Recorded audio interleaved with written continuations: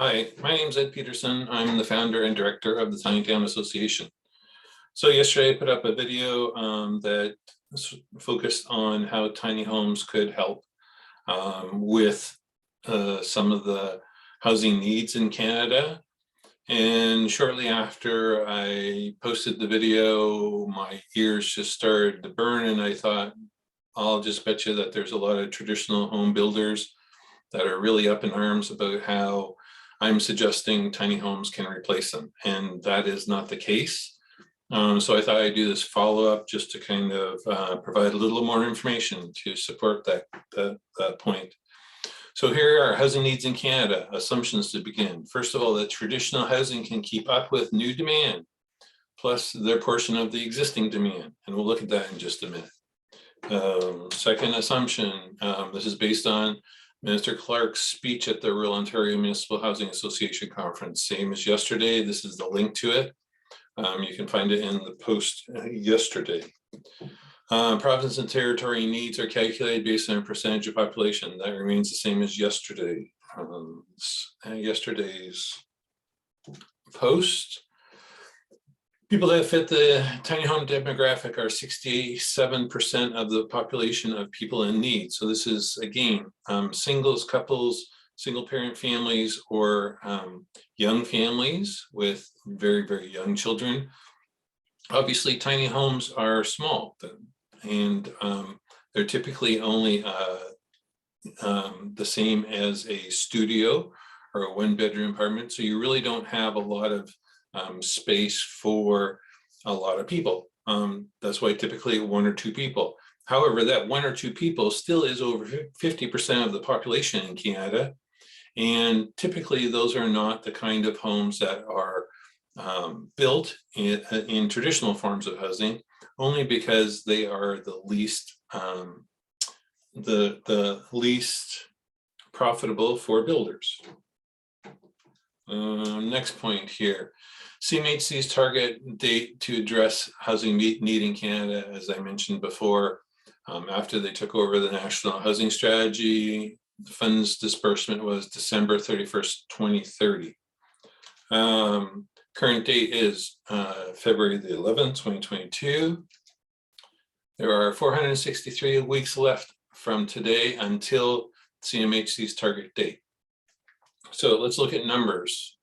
Identified need, 1.2 million in Ontario alone. This is from Minister Clark's speech at the Roma conference. So if we apply the 67%, that would mean that there would be 840,000 tiny homes that could fill the need, in addition to 396,000 of traditional homes. So that would be for family units of 3 people or more. So if we just break these down, the number of tiny homes on a week-to-week basis was based on 463 weeks is 1,737 new homes available for people to turn the key and walk into. That would be per week, or 347 homes per day. That's just in tiny homes. In addition to that, we'd need 855 traditional homes across the province, or 171 new homes available per day. So we're looking at 518 homes per day we need between now and our target date of December 31st, 2030. So as you can see, suggesting that tiny homes can help address some of the housing needs isn't displacing any traditional housing, because we currently are nowhere near having 171 homes per day available for people, new homes for people to move into. Just looking at that on so that's within, as you can see up here, within Ontario. Now, just looking at that on a national perspective, here we are, homes in Ontario, as we said, 518 a day we need. Quebec, we need 301. BC, 182. Alberta, 155. And here we are with the rest of them: Manitoba, 48. Saskatchewan, 41. Nova Scotia, 35. New Brunswick 28. So as you can see, there's a big need, and no need for anyone to be concerned that tiny homes are going to be taking away from their market share, because really, in all truth, the market share is just so huge that there is no way any form of housing can address all of it. And even the tiny homes at present can't even come close to meeting these needs. So this is just where we want to point out that tiny homes could become another housing option that could be used to address needs. If we could just skip over here and take a look at things on a city by city basis, you can see the cities with the highest need at the top here, because they are sorted by population. So there's Toronto needing 91 new homes a day, whether they're tiny homes or traditional homes. That's 91 doors that people can turn the key into and walk into every day to meet their need. And those are, remember, these are just calculated needs. So they're probably on the very conservative side. Montreal 56, Calgary 36, Ottawa 28.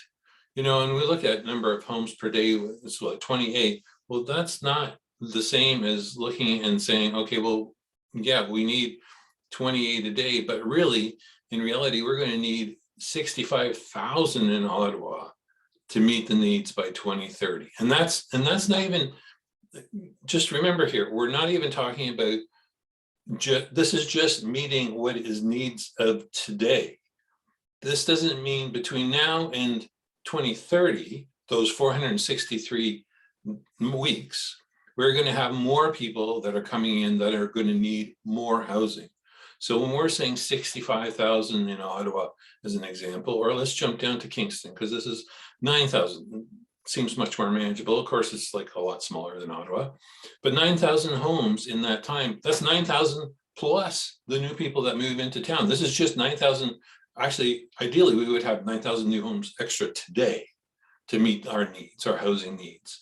So moving forward, of course, we're going to still need more as more people want to move here. So that's the news for today. Don't get upset. Don't be concerned that tiny homes are going to take away your business. There is just too much need, and there is just no way that any form of housing is going to dramatically impact any other form of housing for a long time to come. Again, I'll post this on our social feeds, and you can also find a copy of it on our website and on the Tiny Town Association website. And I'm also going to post a download link so that you can get this spreadsheet and use it if you need in a presentation of your own. Thanks again.